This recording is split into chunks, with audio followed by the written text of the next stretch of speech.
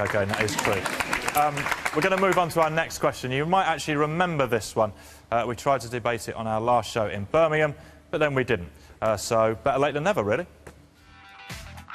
As a Sikh for Lahore, I talk about issues of being Muslim, gay and British in today's society. And essentially these labels, you know, they shouldn't fit well together, but here I am and I refuse to give one up over the other. I kept it to myself for many, many years because I was always afraid of what the community would say, what my parents would say. I came out to my parents when I was in my early 20s. My mum came into my room and she questioned me about my sexuality. I said this in Urdu, which is my mother tongue. I said, Ammi main gay hoon, which means, Mum, I'm gay. There was an occasion where my mum asked, you know, whether I needed to go and see a doctor. I said to my mum, this isn't something that, you know, I can take a medicine for. When I introduced my partner to my parents, I introduced him as, you know, this is the person I want to marry. And although I entered into a civil partnership, they sort of saw it equal as a marriage, and my mum ended up attending the ceremony and ended up sort of giving me away and giving us her blessing. I know it sounds cliche, but it was the best moment of my life. Sikh for Lahore has allowed me to reach out to many people that I wouldn't have really reached out as Asif. My mum, my aunties, and my sisters actually came to see one of my shows. And the gay community were just totally inspired and in awe that, you know, a Muslim woman, you know, dressed in a niqab had come into a gay space and was watching a cabaret drag show. One question I'd like to ask the Muslim community is, when will it be right to be Muslim and gay? OK, Asif is with us this evening. Asif, why did you want to ask that question? It's an issue that is affecting a lot of gay Muslims up and down the country, thousands of gay Muslims up and down the country, and I think it's a topic that's really relevant today.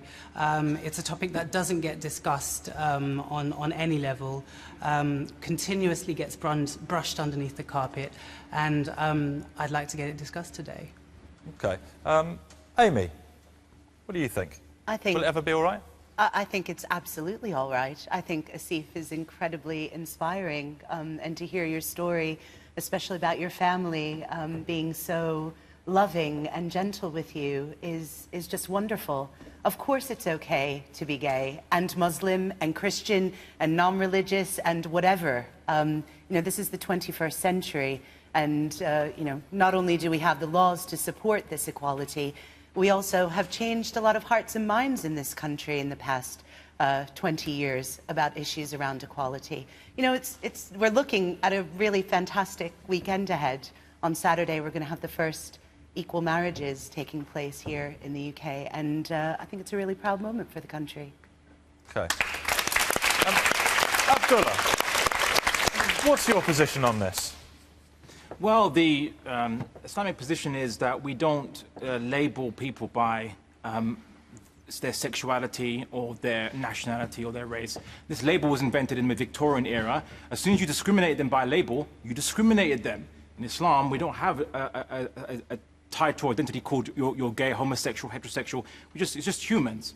But in the only thing that's judged is not really your desires, because we all have sinful desires. It's just actions which are judged in Islam.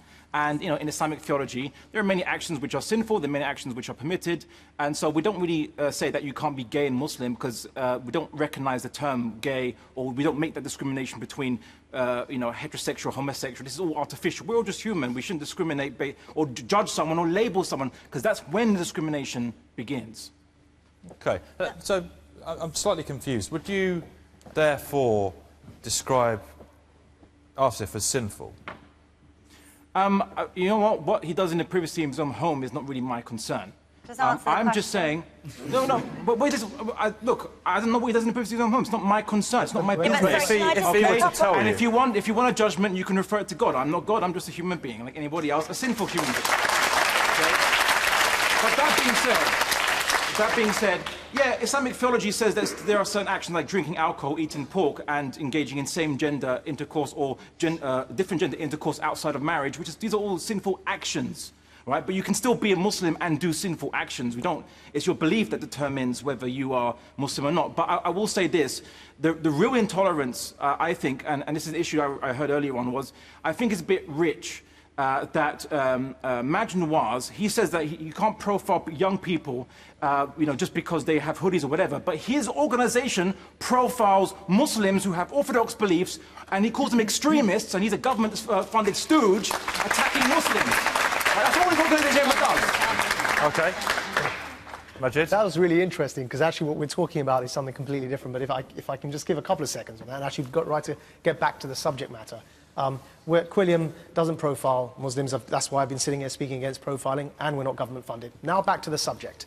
But you I think that it's about time we had an honest debate about this. We are, as Muslim communities in the plural in this country, simultaneously oppressed in many respects and the oppressors. And that's a dynamic that plays out in every other scenario of victimhood, whether it's, we talk about domestic abuse. Somebody invariably has had abuse done to them when they were young, and they turn into an abuser, whether it's with a wife or with children. When they grow older, they become violent, and it's a cycle of violence. And I think likewise with Muslim communities across the world, we have faced a lot of violence. I've faced torture in prison in Egypt by the Egyptian regime. I have had police brutality in Essex, and in turn we become brutalizers of others in some cases. And in the case of being a minority within this minority of being a Muslim, we sometimes end up discriminating against those minorities within the minority. And a case in point are gay Muslims. I mean, it's very, very dangerous. I interviewed somebody just yesterday, a film was shown on Newsnight about an openly gay Muslim called Omar Quddus, who has to live in hiding. And he lives in hiding because he's been attacked so many times. And because people have said to him, you can be gay, but just don't describe yourself as Muslim as a result. We have to have an honest debate about this. It doesn't mean all Muslims are homophobic. I'm very impressed by what this gentleman said, that he doesn't want to discriminate. What I would say, though, is we have to be honest and say there is discrimination going on within Muslim communities. It's about time we call a spade a spade. OK. Yeah, Gentleman here. Come back to you. Hi, I'm a British Muslim, London born and bred. My family's been in London, Essex, past, say, 50 years. And the question that was raised a few weeks ago, the two topics are quite controversial, but very simply, I think you can be gay and Muslim, and I'll tell you why. Firstly, I think it was wrong for the mosque to ban the discussion a few weeks ago, because we live in a democracy where we're allowed to disagree. I should just say that the mosque obviously aren't here to defend themselves and their decisions. Sure, very, OK. And so I don't think we're allowed to censor anything, but very simply, first of all, I know Asif, he does a lot of great work for the LGBT, Asian and Muslim community, and I've worked with him on that. Being a drag queen isn't the same as being gay. It might sound obvious, but it's quite important to make that distinction for people watching the programme. And secondly, being gay or lesbian isn't about anal sex or sexual mechanics, and it's important to make that distinction as well because it's about love. So for Dr. Nassim to say gays and lesbians are in the same vein as murderers and paedophiles is really wrong, because as a chairman of the Birmingham Mosque, he has a position of responsibility, and that same language, that rhetoric, is used by people around the world to justify murdering and persecuting LGBT community, and it causes lots of sadness, lots of heartache. I volunteered for Iman, which is a UK-based LGBT Muslim organisation, going from strength to strength the past 15 years. And we've helped asylum seekers come to this country, but also people in the UK who've been ostracised and disowned by their own family. And very simply, to love someone isn't a sin. No religion really is preaching hate. It's about love. And if there's 1.5 billion Muslims and 10% is gay, that's 150 million lesbian and gay Muslims, and people need to stop hating and start loving. Just throw that back to Abdullah. Well, I mean, as I said, Maajid can come talking about how he loves minorities and so on, but it doesn't apply when it comes to the Muslim community.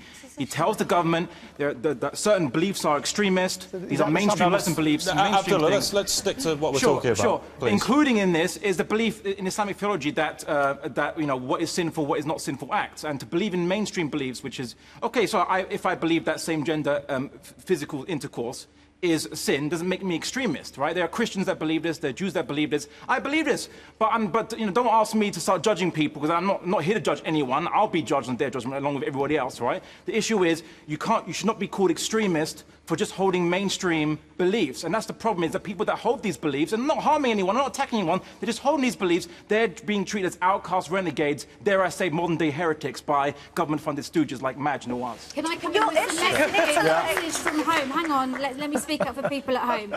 Anonymous, again, I'm afraid. It's hard coming out in a Muslim family, as there are 101 questions and you end up living 2 lives. One straight life in front of the family, one gay life with your friends. But with me, I came out to my mum only. I still haven't told the rest of the family, but I don't wish to. I'm happy to say that I am happy, I am gay and I am Muslim. There's another one here, and again, anonymous via email. As a Muslim lesbian, for me, the issue surrounding homosexuality within my faith and community is one of anonymity, seclusion, fear of being outed and consequences. The pressure of marriage is constant and has led to depression and suicidal thoughts in the past. My siblings know, but telling my parents is another thing altogether. Now, Abdullah, I know you're saying you don't want to judge people individually, but isn't it attitudes within the community that we hear stories like this?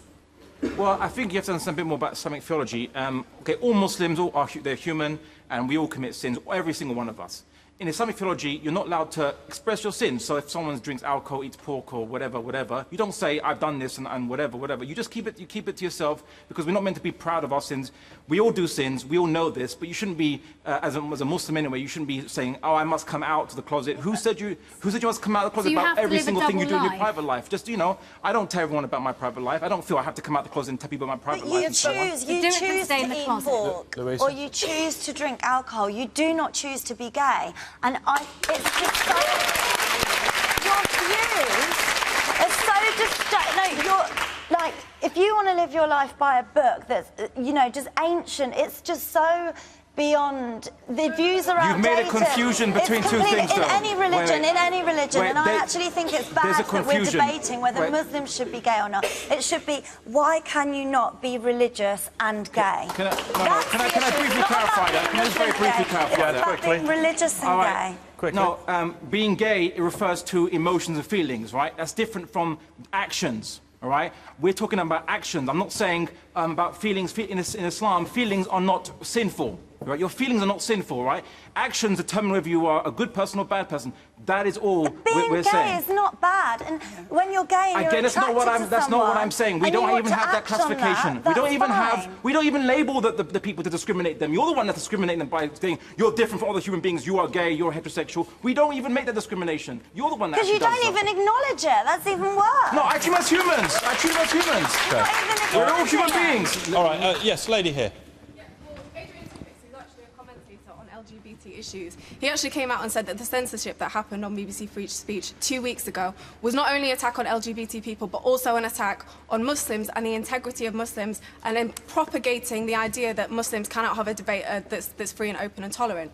Now, but the fact that we're debating it now? Yeah, but 2 weeks later, you've censored it. Well, it's not relevant now? No, but the fact that you've censored it and you've postponed it is kind of relevant. Postponed is not the same as censored. Well, really it was, because it's like what the gentleman was saying about the mosque expressed concern. They didn't even ban it, they expressed concern, and the BBC decided to abide by that, and then they came out saying that the death threats. What I would like to ask Asif is, at the end of the day, you choose to identify yourself as, you identify yourself as gay. Why do you then choose, because it is a choice, why do you then choose to be a Muslim when it says explicitly within Islam, within Judeo-Christian tradition, that is prohibited? It's a choice. I would just like to say that sexual orientation is not a choice. It's not a choice at all. It's a choice for you to be Muslim. But why why would you? No, don't get involved in this. Why would you choose to be a Muslim? Why would you choose to be a Muslim if in the Quran it says that is prohibited? It's a choice. At the end of the day, you can choose to be a Muslim, or you can choose not to be. It doesn't say in the Quran that it's prohibited. What is prohibited is the act.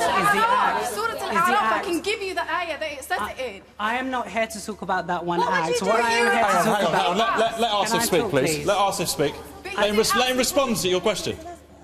I am not here to talk about that one act. What I'm here to talk about is love. Love between two men, two women. When will it be okay and accepted to be gay in Islam? That is not... It's a loaded question, but I'm sorry. You either be gay or you be Muslim. No one is forcing you to be a Muslim. I think that is totally wrong.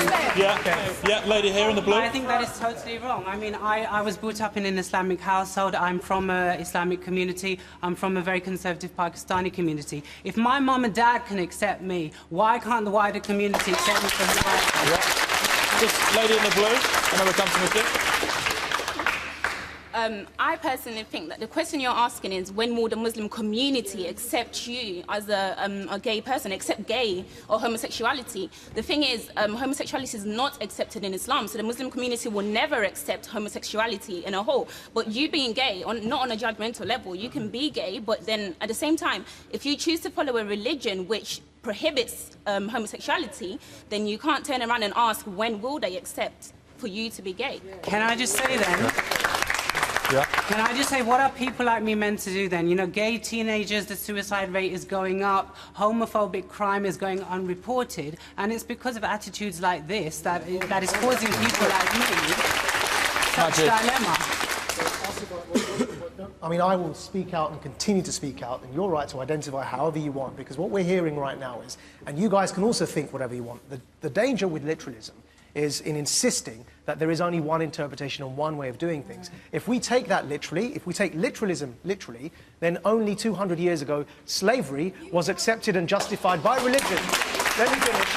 The Quran explicitly and literally, let me finish and make this point. The Quran literally allows for slavery, as does the Bible, but we no longer practice it because our attitudes and interpretations have changed. There is no one Muslim community, there is no one way of interpreting things. If he wants to identify as being Muslim, as this gentleman here said, Abdullah, he said he's not going to tell him he's not a Muslim, and I applauded him for that. He said he's not going to discriminate against him. You just did. And so even he disagrees with you. Yes, you did. Everyone goes. Bring Tim in here. God does not exclude anyone. That is a crucial first point. And everyone has the right to define for themselves what their identity is. And we all have identities which quite often are contradictory. We all have to find some way of navigating that, of remaining faithful to our vision of God while also remaining faithful to who we are. But to add to that also, the rest of society, in particular the state, should not try to impose its view or its morality upon Islam. This is a conversation that has to happen within Islam, and there might be room. There might be room, and that's what it. There might be room for growth and change. Ultimately, you decide for yourself. But the idea of saying to someone, "You're a sinner," even if you do define them as a sinner, you cannot be part of this religion.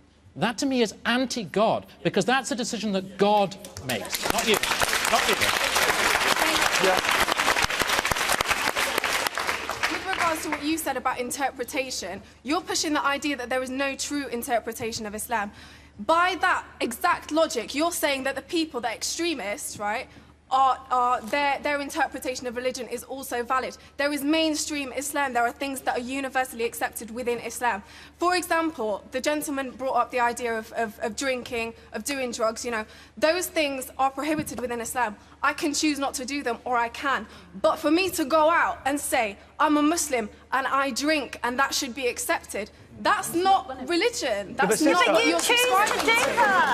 You're conflating choice and how somebody is without choice. That first of all, he was born the way he is, and I'm sure he can speak for himself. What I would like to say to you is, many Muslims would consider you sinful for not covering your face, and would insist that you're sinful and you can't be a Muslim for showing your face and not wearing the jilbab, the long gown.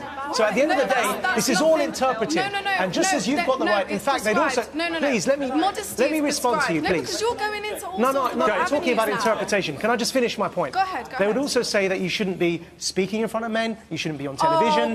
There are literalists who argue that too. We know that because they're in power. Let's just go back to Abdullah quickly, everyone. Okay.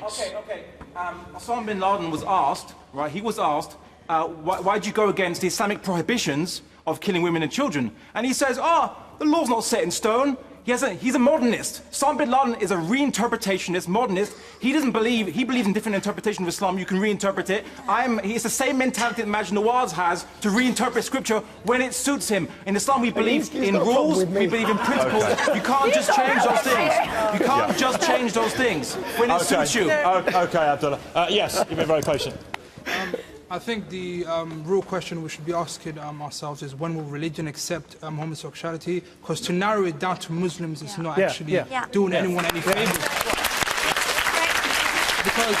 Sorry, time out here and let's get some power bar action. Before we do, though, some comments. This is the minority view, though. You can't be gay and a Muslim. Islam forbids it, so you're not really a Muslim, you're just Asian. And Zainab says, hang on, these are the messages coming in. We need to reflect what people are saying. Being gay and Muslim isn't right and it's disrespectful. But let's have a look at the power bar.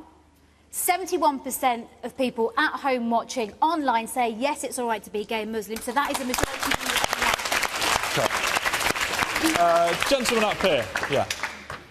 It's a question of the Bible and the Quran. You know, society creates laws, and we're here to abide by the laws and the constitution of that society. If Christians have the Bible, and the Bible sets out rules that Christians should follow, you are either a Christian or you are not a Christian. Equally so, if there's a Quran and there are laws that are set for you to follow, you either accept or reject. On the basis of all this, people have right to their choices. So it's all about choice and the life you want to live, but you should not hold others to ransom because of the life you want to live. Okay. Amy. I'm a Christian, and I'm also a lesbian, and I believe that we are all made in God's image. And God has also given us the ability to judge for ourselves and to think for ourselves, and that is the crucial point here. Yeah, but people will also make the judgment that they want to follow a biblical or a Quran-led form of that faith. What I find odd is the idea that there is one true interpretation which can be applied across the religion or across the culture. For me, I deeply respect people who choose to live a chaste life, who are gay, and who choose to live according to those biblical precepts. But I respect also, you have to, those who choose to follow a different kind of relationship with God. And the idea that I have a right to say to them, you ain't going to get into heaven, that's not my call to make. That's God's call to make. Okay. Yeah, lady at the back here. I think that all religions practice love. So therefore, for you to separate them from a religion, it's not practicing love. You're not loving them for who they are. Rather than like looking at their acts, whatever, love them regardless. Because at the end, you're still practicing one religion. Okay. Yeah, gentleman at the back there. I think the biggest problem here for Islam, I'm going to speak as an outsider, I'm a Catholic Christian who actually practices my faith. And with Islam, I think the issue is accept or tolerance. You know, I've got friends who are Muslims, and they will tell you, in fact, Islam is not even about love. It's about rules, rules, rules. You see, there's a big difference, and I'm not going to obviously pinpoint Muslim, but as a Christian, as a Catholic Christian, there is a universal interpretation. The Church has defined that. So I think the issue is here, where he's talking about calling him a heretic, is what I'll call a Protestant. I'll call a Protestant heretic. I think here is because Islam, they interpret in there's too many interpretations involved. I think the big issue is if they had define obviously some sort of dogma that says this is what it really means, then you wouldn't have the issue. And obviously you got to accept, you got to in fact, you know, tolerate. You got to tolerate. No, you got to tolerate. In fact, that he's. We're not going to go away. No, you got to tolerate. He's gay. And obviously, I tolerate your lesbian. But you have to understand, you can't contradict the teaching of the faith. That's the big issue here. For the record, that I have actually congratulated this gentleman 3 times for his not discrimination. I know what his problem is with me, but I actually don't have a problem with him. So just let's state that for the record. Okay. Yes, gentleman in the yellow t-shirt. Is the issue here not that as soon as you start judging somebody else based on one factor of their personality and their identity, you get into a really dangerous territory? That's a good place to end, because we have got out of time. I'm sorry. That is it. We're off air until 8.